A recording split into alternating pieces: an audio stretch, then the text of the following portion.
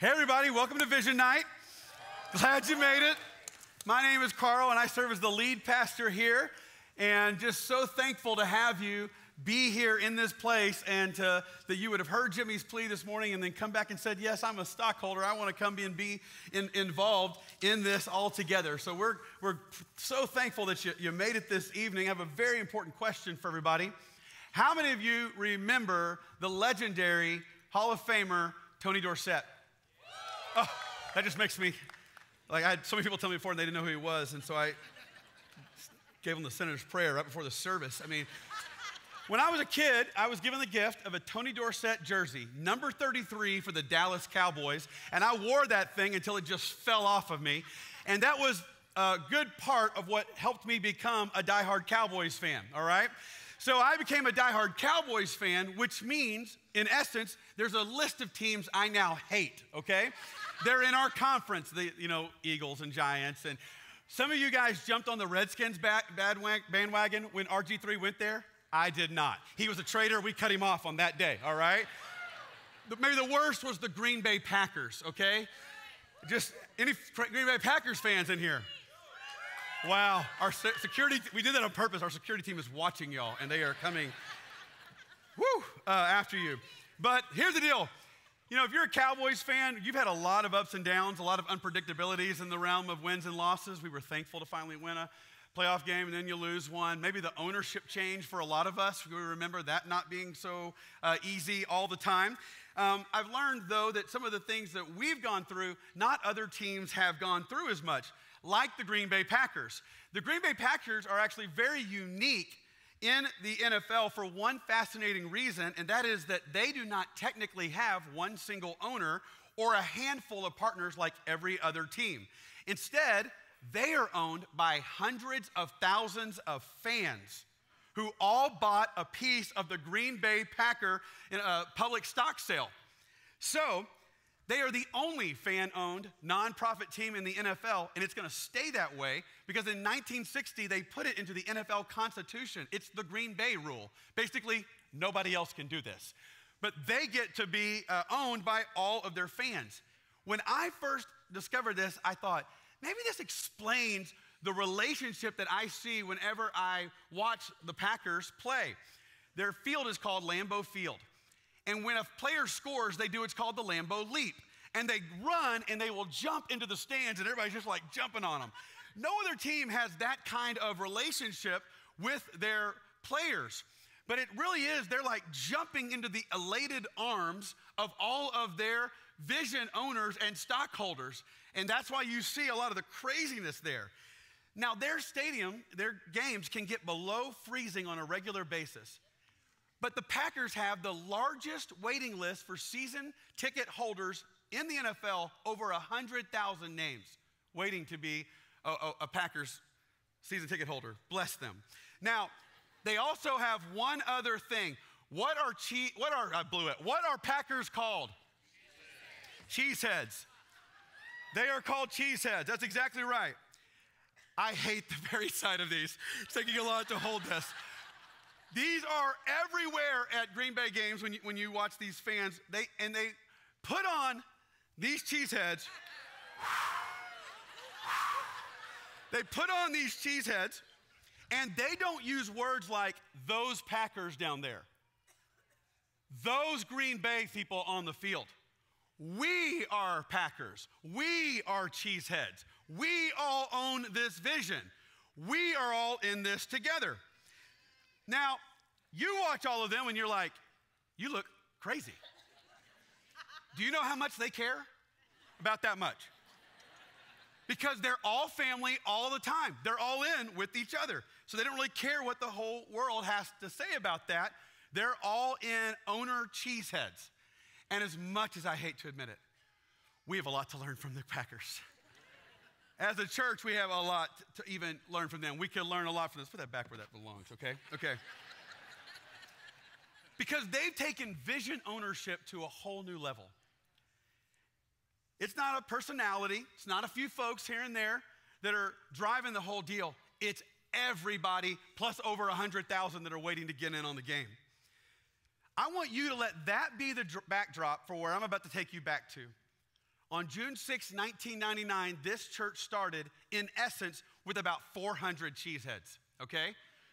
Not many Packers fans, thank you, Lord, but everybody was bought in ownership on the vision of what our church was all about. It was easy to understand.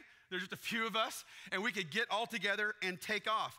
Not a whole lot was happening at one level. We had only started, I think, one U.S. church plant, and a handful of international works were going on around the world. But everybody knew what it meant to be an owner at Antioch, to own the vision of what we were all about. It was 5 things, and we didn't have them written out somewhere, but they could have told you this in a heartbeat. Number 1, people surrendered to Jesus fully. Number 2, people were in a life group. Number 3, in discipleship. And I say in life group and discipleship, think about this. There wasn't a whole lot happening with social media, and email was not really using that in those days, okay? So the way that we had to communicate was through our life groups. And we were moving around everywhere. So you had to go to life group and figure out, where are we meeting this week? And on top of that, we had more people in our life groups than we did coming to our services. And discipleship, everybody kind of understood what to do. You were either in a one-on-one relationship, or you were in a group of people that was, a same-sex group of people, and it was your guys and guys or girls, and maybe it was a group of people all the same age, holding each other accountable to go from point A to point B, or maybe it was someone in your season of life, or right behind you in your season of life, and they were pulling you forward. Whatever it was, everybody kind of got it and took off with it. Then there was a 4th thing that everybody jumped into, tithing, because if they didn't, we wouldn't have been able to meet the next week, so they went ahead and ponied up so we could show back up again. And then the 5th thing was volunteering. Everybody jumped in to volunteer all this time and made this work. Sounds pretty simple at one level, but in the realm of church at that time, if you go back 20 years, it actually was a different paradigm than what a lot of us had come in to the doors believing. A lot of us had a different paradigm of success for church. It was this: get a full room. Get a big room, get it full, and get as many people there, and that's success. As you saw on those 5 things, full room was not listed anywhere in those 5 things, because we were believing for something different. We weren't believing for just a full room. We were really believing for full surrender. And our mentality was, if people fully surrender to Jesus, then they will fully engage with the mission of the church, and then we will see full transformation. So let's flip it on its head and go a different direction. And this wasn't like our great ideals. We just followed the model of the first church ever, okay? So Acts 2, you've heard this a lot. Tonight, any word you see in the verse I'm gonna read that is emboldened, I want you to read it with me, okay? Here we go. And all came upon every soul, and who believed were together and had things in common, and they were selling their possessions and belongings and distributing the proceeds to as any had need, praising God and having favor with. And what was the result of that? The Lord added to their number day by day those who were being saved. Now, while our numbers have grown, our buildings have changed, etc., we've never budged off that vision. Full surrender, full engagement, full transformation. That's what we've always been about. And as a result, we've seen God do some beautiful things by the grace of Jesus Christ.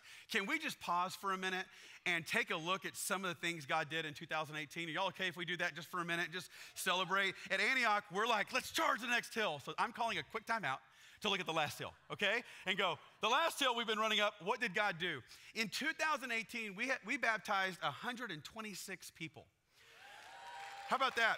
And that's just in this room. That's not at your life group or the lake parties that I hear about and all that. That's just in this room. Much more happened. During this last year, we were able to plant one U.S. church plant in Little Rock, Arkansas, and also saw 4 other international works started as well. That brings our total of churches that our movement's a part of. We've now started 35 U.S. churches and have over 80 works going in 42 countries of the world, all right? So when we were holding hands with a great big extended family. And since it's Vision Night, can I just throw some vision out there to you? Our prayer is that by 2020, that we would see 50 U.S. church plants and 150 international works happening, which means, Spirit of God, come, because we need you to do something in the next couple of years, because the time is now. And so I want to encourage you to come to World Mandate, where we're going to unpack some of that even more. World Mandate historically is our family gathering. It's where we all come back together and say, let's unite around Jesus and his mission for the world. So just want to encourage you, jump in with us as we take this to the next generation, and always take those stockholders who are coming back and pull them all together and say, here we are for your glory, Lord, and satellite it to seemingly the whole world, okay? Let's keep running down the list. How about those teenagers? Because God can't do anything with teenagers, right? They're just like young people, all right? This year, actually, they set a record for over 300 students that showed up in 1 week at our junior high and high school services. They are averaging over 230 students, which is just a lot of hormones in one room. So pray for Sean and Shannon Jones. They are amazing people. People have written off colleges and just said college students will just be college students, but we're seeing a different generation raised up here. This past summer, we did our Engage the Islands initiative. So beautiful that our college ministry said, we'll own 3 different bases. We'll take all of that on. And we'll send 6 short-term teams, personally from our church, and then launched 55 full summer interns who took on the load of all that was happening on those bases, saying, give us, God, strong shoulders to carry your heart for these islands. Just a beautiful display of the grace of God this past summer. Also in our discipleship school, we had over 100 people do our discipleship schools this past year, which is really exciting. Anybody here do the discipleship schools in the last year? Come on. All right. A lot more coming to you in the realm of our discipleship schools, so stay tuned. Some great stuff coming down the way. I did a series on worship this past year called Where Mountains Melt.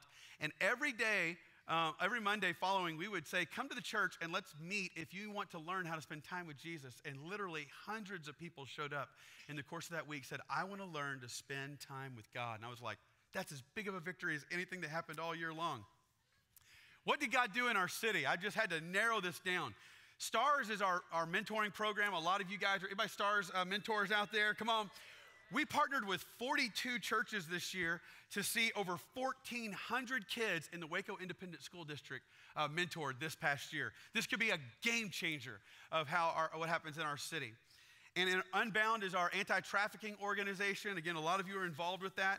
They did over 40 school assemblies, which meant they were able to equip over 5,000 students about the perils, the concerns of human trafficking, what to look for, et cetera.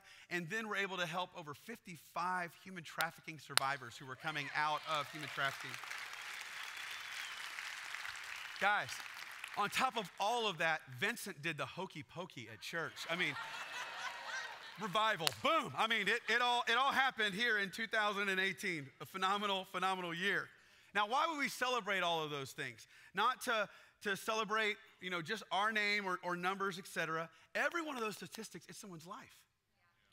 It's a person's life who was transformed. And the reason we're here tonight is I know that some of you got to be a part of those stories of transformation, and some of you might not have gotten to be a part of that. But our desire is for every person who walks through those doors to be able to have the satisfaction of knowing that you are personally engaged with the transformation of another person. Everyone, every person be able to say that they were a part of that. And when you look back at those 5 ownership elements of being surrendered to Jesus, life group, discipleship, tithing, and volunteering, our survey that we just took showed us that about 5,000 people regularly attend Antioch. Far cry from where we were back at the HOT Center, years ago. And another thing it showed us, that now in our growth, that only about 9% of our church would be able to say that they were able to participate in those 5 things. Which means that if we flip that around, we've got a little bit of work to do so that we can see the other 91% of this church become full owners. And when I say full owners, I mean everyone's been able to own the vision at some level. That's why you're sitting in this room, because something beats in your heart and you've been able to give to that in some degree. But what would it look like if all 5,000 of us came together and said, we're going to be Antioch Cheeseheads. We're going to be full owners carrying this baton that God's given us and go to the next level. So what I thought I would do to pause for a moment is to paint a picture of what can happen when this occurs. This past year, I would say one of my favorite stories ever happened, a moment that occurred actually through our Grace House. And or Grace House is a place for women to find freedom and healing from addiction and other elements of their life. And as I was hearing this story this past year, I realized, man, people in our church were involved in that. They didn't even know they were involved in that. So I just thought I would push time out right now and let everybody get to know Caroline that I got to know this past year and get to hear a bit of her story, because you are actually a part of it more than you know.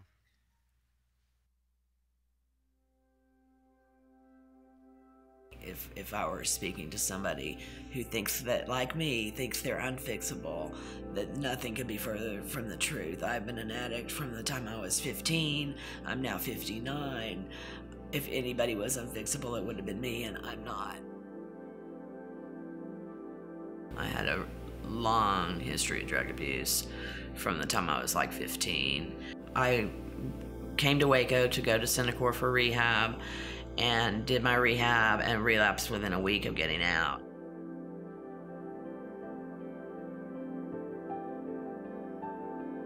You know, people would just purposely not see you, and that was very hard, just to feel like you don't exist really, or you're not seen. To feel like you're not seen is really demoralizing.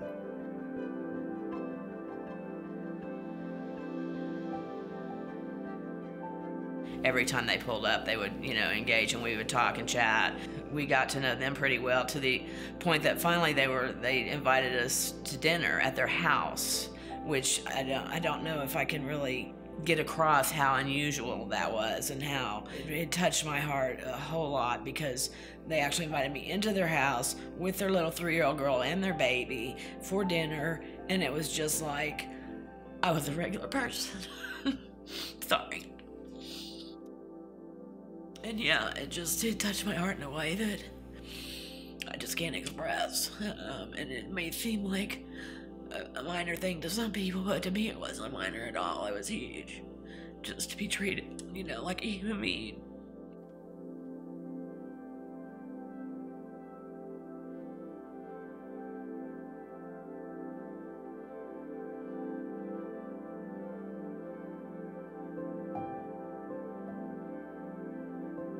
I met somebody who turned out to be a friend of mine. Her name was Vanessa, and she was staying there also. And she tried to get me to go to church with her. And it's funny, because I just loved Vanessa right off the bat, but I really just felt like she was too good of a person for me to hang around with, and that I would be doing her a disservice by being a friend of hers, basically. And so she really kind of pursued me and my friendship, and I was like, I don't know what she sees in me, or she doesn't know what she's getting herself into.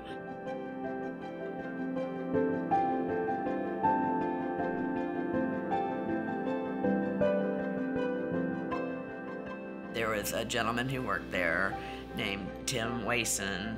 He just became a friend. He was somebody who worked at the center, but I considered him a friend also. Kind of both had the same kind of sense of humor. He had this long hair that I would make fun of him for having like 70s long hair. And he was the first person who ever mentioned Grace House, the first person that ever suggested that I might want to check that out.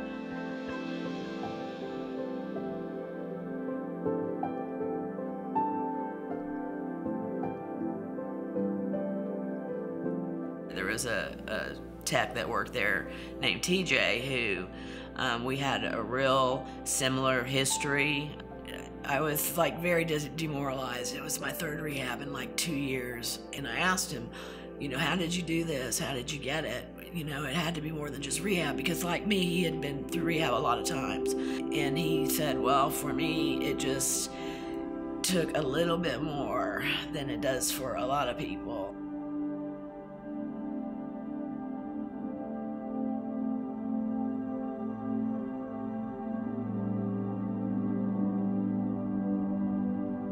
Tim had put Grace House in my radar, but TJ really kind of cemented it in my head that Grace House was probably going to be the only thing that was going to help, because I tried everything else.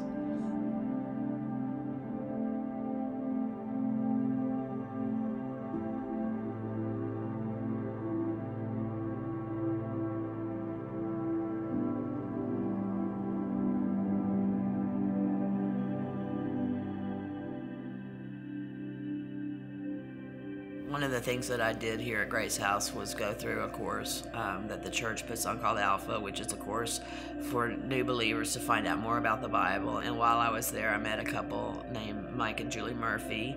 After going to Alpha just for the first week, I ended up having an emergency surgery that put me in the hospital, and who should show up the next day but Mike and Julie. They'd heard, and they came and they stayed for at least a couple of hours cheering me up and praying for me. It basically changed my attitude to what Christians could be, because I was kind of down on Christianity for a while, or Christians, because of just the kind of Christians that I knew. But they made me feel seen, they made me feel worthy, they made me feel lovable. So it was very meaningful.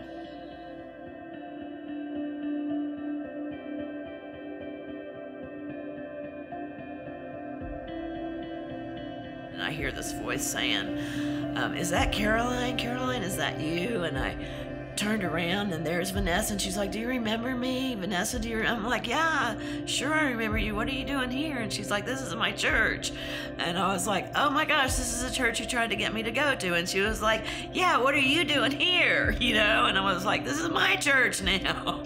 And it was awesome. And again, I kind of felt like she was too good of a person for me to hang around with, but she pursued me, and now we're very good friends, and she's helping disciple me, and it's just been awesome knowing her.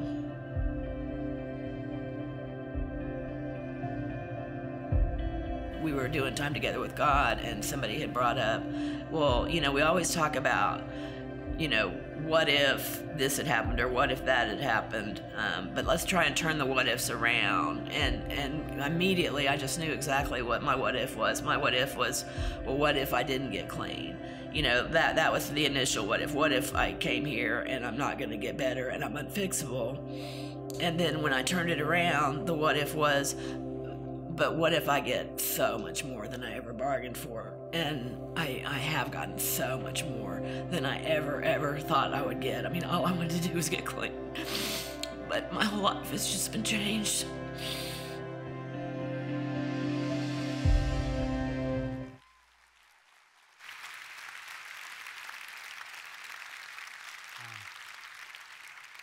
I would love to honor her, but she's not in the room because she's out volunteering with the kids so that we could all be in here tonight. I had to watch that a few times to keep the tears at bay, because freedom is amazing to behold, because we're all made for that. I mean, that's actually something I've come to learn, is that if we don't have freedom as a base, then any vision we're shooting for actually falls flat pretty quick. So actually the next 7 weeks at Antioch, we're going to be devoting these weeks to freedom. And I'm going to be kicking off a new series next week called Let My People Go. And we're going to be just looking at the pharaohs that try to hold us in bondage. And then we're going to believe God that we will stand there and watch the seas part as people find freedom in a new way at Antioch this next 7 weeks. And so it's going to culminate in a day of freedom on March 2nd. So you can mark that off as well. But this just blows my mind when I look at Caroline's story. And the thing about it is, it's one thing to hear her story, but it's another thing to be able to experience the thrill of knowing you were actually a part of that story. Because when you see her story, what you see is there were fully surrendered people volunteering their time, discipling her, involving her in life group, people in the workplace reaching out to her and then pulling her into church, and people who had paid for that experience there at the Grace House. Now she's able to have that moment of freedom. And when you see that, what burns inside of me is we want to see that duplicated in every area of our church. So when a 7-year-old comes from a broken family and walks into the journey, she looks like a normal second grader, but the people who are in there are ready to put her in a small group and say, your life and maybe your family is about to change. When a 50-year-old walks into our church and just been needing a band of brothers, and we're like, we know right where to send you because you're going to find that. Or when a college student comes in the door and they've got loads of hidden sin and shame, and they think, I'll never share this stuff, just glad to be in a new city. But then they get around a group of students that are living a different way, and then they see a new paradigm, a new reality. There's people all the time walking into our church right on the verge of divorce, and maybe they would walk right into a young adults life group and go, this is our last shot. And maybe because you met one more time and came together one more time, something could be the key that opens that door, like Jimmy shared earlier. Because we want Caroline's story to be our story of people going from bondage to freedom. I love that she came into a full room but moved to full surrender. And what's wild is she's actually now about to come onto our Grace House staff to serve other people so we can help them get free. This is just wild. So here's what we're saying. When we decide that we will make disciples who encounter God, disciple others, and live on mission in our city and in the nations of the earth, then hell shakes, because this is reproducible and therefore unstoppable. So that's why this language is words we've used in the past, but we have to re-up on it again. Can we read this all together? We make disciples who encounter God, disciple others, and live on mission. And what we want to do is take that to our city, the nation, and the nations of the earth, so that we see God do the unthinkable among us. So when someone says to you, so who are you guys at Antioch? You should know how to answer that after 20 years. We are a people who have a passion for Jesus and his purposes in the earth. And they're like, well, what are y'all doing? You're like, well, we know what we're doing. We make disciples who encounter God, disciple others, and live on mission here in Waco, in our nation, and the nations of the earth. This is what we're all about. So let's just talk about how we make that a practical reality for us, okay? As I stated earlier, about 5,000 folks said that they go to Antioch. And it was humbling to see that we got about a 97% approval rate on services and events, which meant, good job. You know, I read all the comments, so if you did have some thoughts that were otherwise, I got those too. But 97% of people were saying when we show up, it's powerful and it's transformational, and we're bringing people.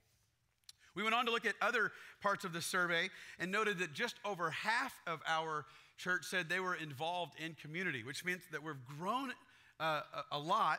And we've got a lot of people loving what we're doing and coming, but a lot of people who haven't gotten knitted into a community quite yet. And after just a couple decades in ministry, something that we've learned and we say all the time is that people will come to church for a myriad of reasons, but they stick for only one. Staff, what is it? Relationship. Our staff says it all the time. If they don't have relationship, they won't stick. So while 58% might be able to enjoy community right now, if there's 42% that still need to find their way into a community, we've got some work to do.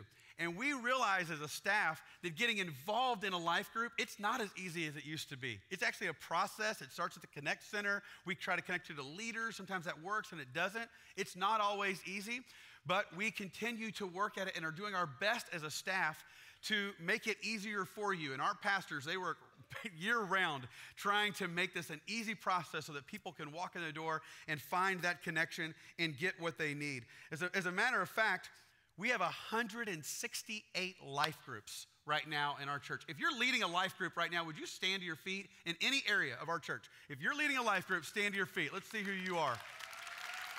Wow. Wow.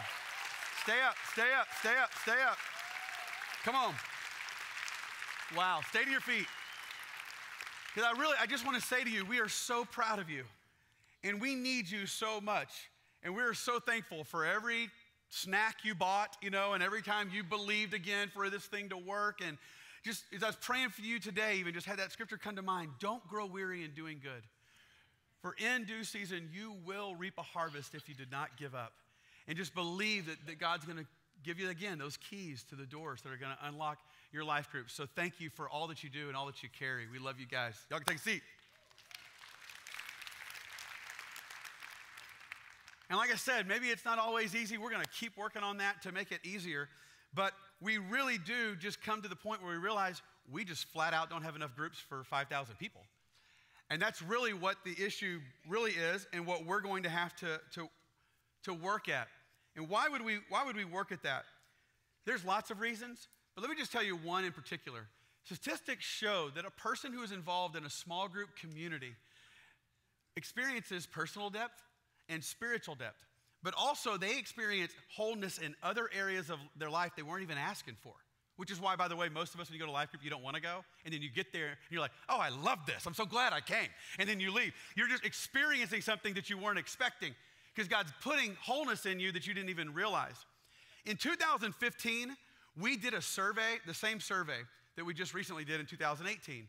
3 consultants took that data and they compiled it and sent it back to some of us on staff. And I was sitting in a hotel room reading through that data. And one paragraph towards the end jumped off the page at me when one of the gentlemen wrote, we also found one thing that we were not necessarily looking for. we found a correlation between those who said their marriage was strong and resilient and those who were involved in a life group.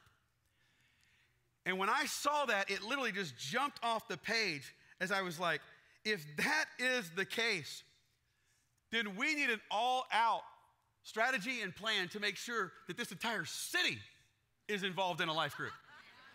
Because marriages are under attack right now. Where it's taking a massive hit here in our city and our whole nation, the nations of the earth. And so if we as a church family don't strengthen and empower and restore marriages, then we're really not paying attention to the culture of our entire city. So a team of us on staff, we're gonna be working the next 18 months to develop a strategy that we could roll out throughout that time and then be able to see marriages get what they need. And that's going to be step 2 of our plan. And you'll be hearing about that as the year goes on as well. But step 1 really is we need everybody just to get into a life group, whether you're single or married or wherever you are, to be able to experience the wholeness that I just described and had. So what we're gonna be doing is this year, and I need you to hear this, because when we say life group around here, if you've been around a long time, it can kind of be white noise. We've heard it so much. We're gonna be making the biggest push for life groups in 2019 we've ever made since we started this church. And we are so thankful we have come across a strategy, a fascinating strategy that you're gonna be hearing about. Our zone pastors are gonna tell our life group leaders in February, and then Jimmy and I are gonna start rolling it out in March. And we are going to make sure that this rolls out here in our church. And here's why, because our vision is not to get 100% of our church in life group. It's actually to get 110% of our church in life group. Because we want to come to the place where we have more people who are in our life groups than are actually in our services, because we are reaching outside the 4 walls of the city, and we are reaching neighbors, and we're reaching soccer coaches, and we're reaching teachers, and people that you're walking in life with are getting knit into community, and it's an entryway back into the door. So we're excited about this new strategy. So pray for our team as we start to work and plan and strategize along those lines, and then start to pray, Lord, what could my role be in that? And then we'll give you an invitation here a little later in the semester. On a second note, let me say another word that, like I said, can become white noise. It's the word volunteer. And you're gonna hear various calls for volunteering this year. And first of all, I just wanna say thank you for every one of you that just kept signing up to lay your life down as a volunteer this last year. And I just want to put 2 pieces together. And that is that when we are asking you to volunteer, we're not asking you to fill a vacant volunteer slot. We're actually inviting you into making disciples. For us, those 2 things come together.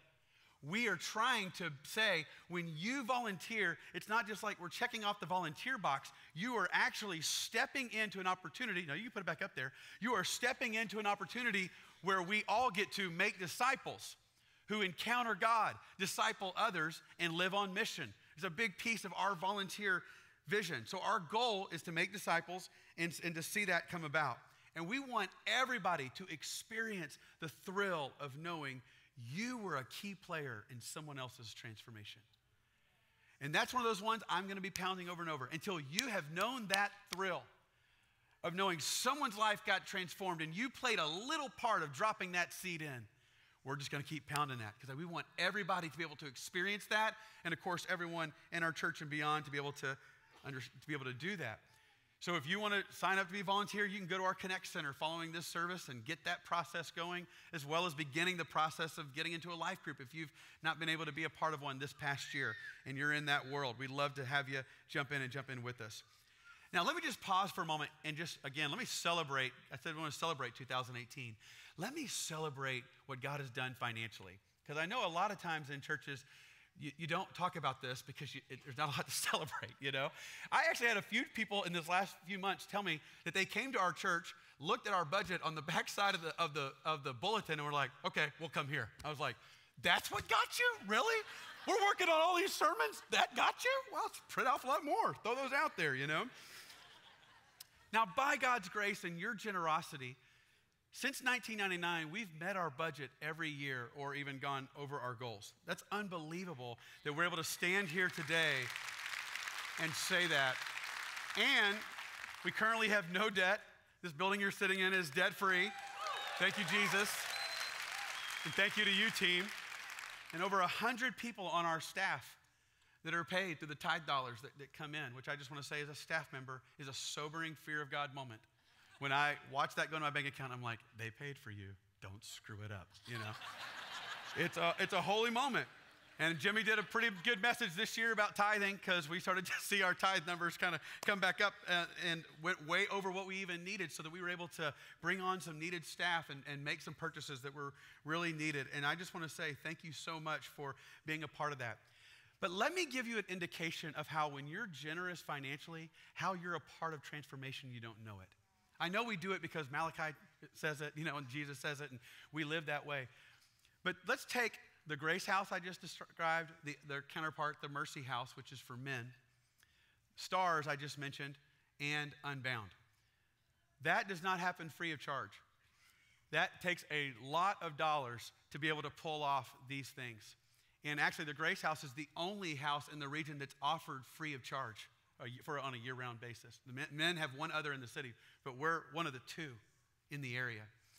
But we were able to give about $470,000 of tithe money towards those 4 initiatives, which they had to raise a lot more than that actually to cover all of the costs. But when I saw that number, I thought of all of you. And I thought, how many people just reached in their pocket and then put their tithe in there and had no idea that a woman named Caroline was standing on the other side of it? And the thought that I need to tell them, you set Caroline free, you know? You got to be a part of her restoration, not to mention so many people's restoration as a result. So I really want you to hear our heart when we say things like, so you can go to the Connect Center following the service and sign up for automatic draft so that tithing is not a hard thing for you. We are not doing that so that we can just kind of rack up the numbers and our pay scale is kind of set. We're not going to get a whole lot more, okay? That's not the goal. Matter of fact, I had a guy stop me after Jimmy's tithing sermon and said, I have heard that tithing message 1,000 times from pastors, and I just always tuned out because I just knew they were money-hungry pastors trying to fill their pockets. But then Jimmy ended the whole deal by going, and if you don't believe me, tithe to another church and watch what God does. And I walked out there and called my wife and said, guess what? We're going to start tithing. And so we started tithing. And I thought, whatever works, you know? Not about the dollars. It's about the transformation and the obedience of Jesus. And so here's what I want to say in closing. I want everybody to see that I'm going to forgive me for lumping everybody into 3 groups, but I'm going to try to lump everybody into 3 groups. 3 groups in this room. There's one group of people that you started coming to this church around the time that we got into this new building. Who are those of you? Anybody in here, you started coming around that time or when we got into the building or since we got in the building? Yeah? So you're our new building people, and we built this for you, so we're really glad that you're here. I love when I meet people who are in this time frame of the last few years jumping in because they love Jesus, they want to jump in. You don't always, I get a lot of questions because you don't always know how things work around here, and I get questions like, why is there a big St. Louis City arch out on the corner out there, you know, and don't quite understand what this fish and tree that's all painted on the wall over there, and may not quite understand our mural or things from our past that maybe a lot of us others have. You have never probably seen the top of James Mark's head because he has led worship in a fedora for 3 years. And so that's all you know of worship with James Mark that you thought was possible. But you love this church. You keep coming back. Your life's getting rocked. Don't understand it all. Bring your friends. It's amazing to me. And just keep going. And I want to say to all of you that we're thankful that you're here. And my appeal to this group would be to love the church and own the vision. Love the church and be a cheesehead. And you can start that by actually doing our membership course. Our membership course runs the first, second, and third weekends of every month. Show of hands. How many of you did not know we did a membership course? Y'all are liars. A lot more. A lot of people go like this. You know why you don't know? Because we never told you. So we just thought that we'd come out and go ahead and say it. We do a membership course.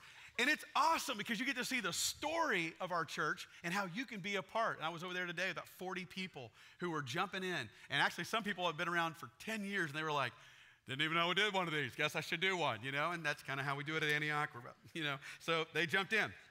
But I do want to encourage you. If you're like, I've never done the membership course, do the same thing every first 3 weeks. And then if you miss the second one, you can show up the next month. So you can sign up tonight at the Connect Center and say, I'm going to do the membership course and learn what it means to be an owner at a deeper level. Let's look at group 2, okay? Group 2, been longer than 3 years. I actually called you guys my decade people because I meet so many people that are like, been here 8 years, been here 12 years, right around that 10-year time frame, okay? Anybody around there, kind of 8, 12? Yeah, a lot of y'all. Your first experience of World Mandate was probably at the Farrell Center. Yeah, is that true? Y'all remember the day we did 4 services, 3 in the morning and 1 in the afternoon? Jimmy and I just about passed out, every Sunday at the end, but you got blessed. That's good. You nailed a stake. You wrote on the stake. Remember, you nailed a stake in the ground and said, our stake's going in the ground. We're with you here. You braved the building campaign and got to see us in just so many beautiful ways. Watch what God did. And it was just a beautiful thing. A lot of you have done our Antioch Discipleship School. It's that group, a lot of that group that jumped in and did our discipleship school, and you're promoting it down to others, and that's why they are jumping in as well. You remember when J. Mark had a different hairstyle. It actually came over and swung over and, had hair, even had some sideburns. You remember those. You're like, oh yeah, he's got to gotten recently to the fedora, but there was another day, all right? Now, as I've met a lot of people in this group, in my new role as lead pastor, I've been thankful that a lot of people in this area have shared very vulnerably with me some things and shared about how much God's changed their life throughout the years, but also let me know that their life has intensified. More kids, more situations. It's been harder to jump in on every vision level. And not just that, but the newness of church wears off. It's not a brand new thing. You're now going right out of the honeymoon. You're like in the journey with us and levels of depth, but you're also plotting with us. And as I've talked to this different group, several have said the temptation is to resign their post and just step back a little bit. And as I've heard these different ones, I've been filled with compassion, but also said, you know what? You're the very ones that are poised to take what God put inside of you that you don't even know is there and to pour it into somebody else. So it makes sense to me that you would think the goal is to resign, but I would actually appeal to you to re-sign. That instead of resigning your post and backing out and going, you know what, it's kind of bigger building. I can get back, kind of get in, get out, get my coffee and go. And they don't even know. I mean, when it was 400 people, we were like, where were you last week? We can't tell anymore. So it's easy to resign, but if that group, would say, no, we're not resigning, we're actually re-signing and taking whatever we have that feels like a little lunch bag that we could give to Jesus. And maybe he could take that and make it 5 loaves and 2 fish and break it and feed 5,000. And when we saw those statistics come through, we were like, wow, that's the prophetic word we had stood on. God told us to make room, and we've done it, and we need you. We also need that third group. The group that's been with us for 15 to 20 years. How many of you are in that group? How many of y'all are group 3? Wow. How many of you were actually here when we first started, the first few months of starting the church? Gosh, that is awesome. Y'all are still here? That is amazing. Wow. Our worship services were like 2 hours long, at least in those days. I mean, we were meeting all over the city. All kinds of crazy things were happening. I mean, and J. Mark actually looked like this in those days. So you would invite your 50-year-old friend who was like, I've heard about this weird church. And like, oh, it's not weird. And then you show up and he'd be like, let's all stand up, the Promise song. And you're like, yeah, okay, sorry, a little weird. Sorry about that. But you were also the ones who prayed every single night for a couple girls in Afghanistan to get set free. One of them's going to show up here next month for World Mandate. You were the ones who believed for a great move of God. And as I was even writing my notes out, I was like, I am so thankful for these people. You've sacrificed so much. You've given so much. You've forgiven so much. You've endured so much. You've just said over and over again, this is a joy. We're signing up again. And as I was thinking about you guys, I thought about World Mandate 2014, where we all walked out and we got that card that said, sign up again. And we put our names on those cards, and some of them are actually still floating around. I'll see them in houses or offices. And I just thought, we need all of you to sign up again. When Jimmy said the time is now, we need those of you in that third group to go, I know what he's talking about, and I'm in. Because you have the values to pass on to the next generation of people who are walking in the door and saying, what is this place? Big building. Gotta go check it out. And you're like, no, not full room. This is full surrender that leads to full engagement, that leads to full transformation. And I do want to say something to this group of people because you might even miss the old glory days. We all call them glory days now, but when we were setting those parachutes up for the kids' rooms, they were not glory days, all right? I mean, we vacuumed those rugs and we were like, Lord Jesus, don't let any kid get lice from that. I mean, it sounds like glory. It wasn't so much glory back in those days. This is one of the reasons Jimmy started these encounter nights on Friday nights. Because if our services are about 80 to 85 minutes long on a Sunday morning, we want the uncorked times where we all get to come back. Because what united us in those early days, we were all surrendered in that vision, but we needed the presence of God. We were so desperate. So what linked us was all on our faces, calling out for a move of God's Spirit, and that's what linked us. So when we're bringing those back, or when we do our prayer and fast rally in February, and we do World Mandate, it's those moments where we're linking going, we need your presence, God. And some of you that were with us in those early days, it's going to be those environments that can put the fuel inside of you to sign up again. Open to all, but I want to encourage that group specifically to jump in because we've made those available so that we can go a little longer and just say, God, whatever you have, we want to do together. And so that's the three groups that I see in here, but I thought I would just group all three of them into one. Because while you're going to get an opportunity when you leave this service tonight to go to the Connect Center and sign up for any of those things I just said, we actually, everyone in this room, if you're a part of one of those groups, it's because you joined us as an Antiocher saying, I have a revival spirit and I want to see God do something like I've never seen before. You've heard Jimmy say that over and over again. I heard God say, just do the next thing I tell you to do and you'll be involved in the biggest revival the world's ever known. And you linked into that. By the way, the church has grown. The buildings have changed. But that longing and desire has not shifted one bit out of all of us as a staff. That is what we are longing to see. And at times we feel like we go up and times we go down. And this, if you got my New Year's letter that I sent to our church, I shared a little bit about being at a downtime where it was this past summer, and I was like, just felt like I was in survival mode. You ever been there? I'm just like, barely make it. My prayers are like, bless them, bless everybody, thank you, God, go. You know, like, you're just like, there's a problem. So I go to this conference, I'm sitting on the back row, and the worship leader goes, I just want to lead a new song tonight. And I'm like, oh, God, I'm not even know your song, so get up there and do your solo. And so, but when he starts singing, the words of the song are basically, I believe that if he touches me, everything changes. And I find myself sitting down and just bawling like a baby and saying, that's why I signed up.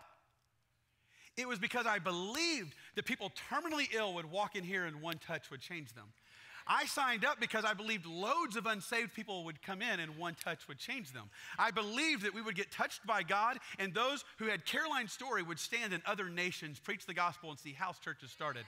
I believed that marriages would come in the door on the brink and say, there's no way it's going to work, and one touch from heaven would change it, and we'd be renewing vows.